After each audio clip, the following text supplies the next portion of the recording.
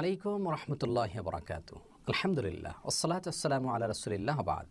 সুপ্রিয় দর্শক শ্রোতা ভাই বোন, আজ আমরা কোরবানি কেন্দ্রিক 4টি কমন এবং বড় ভুলের কথা বলবো, যে ভুলগুলো কোনো কোনো ক্ষেত্রে আমাদের কোরবানিকে সম্পূর্ণ অর্থহীন করে দিতে পারে।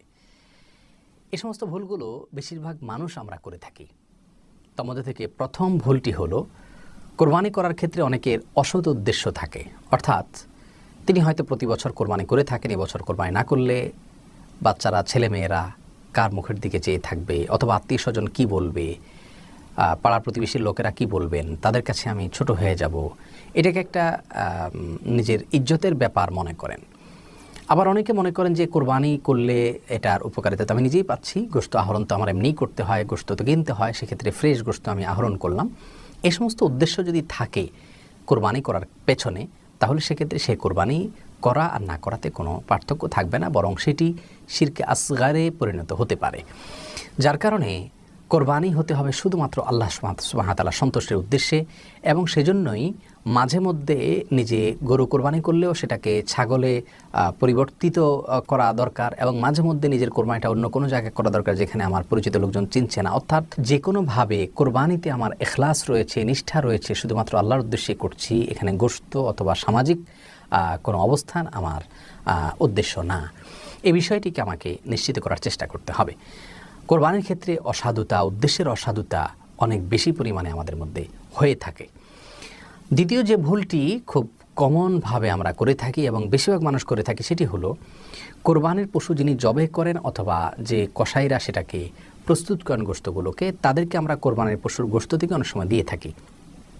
আর অনেক অঞ্চলে দেখা যায় যিনি জবাই করেন তাকে কোরবানির পশুর কল্লাটা বা কিছু অংশ দিয়ে দেওয়া হয়।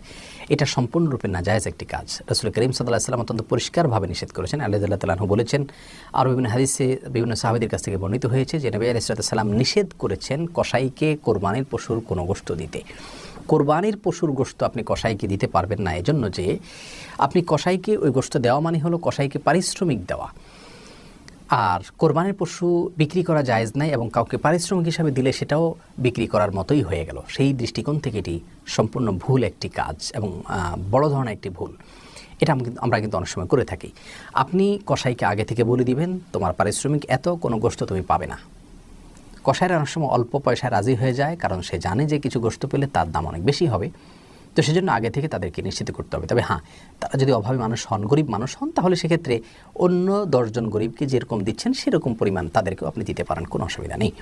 অতএব কসাইকে বা জবাই যারা করছেন তাদেরকে বা কাজের লোকদেরকে কোনোভাবে পারিশ্রমিক হিসাবে যাচ্ছে এরকম গোশত বা পশুর কোনো কিছুই তাদেরকে দিতে পারবেন না।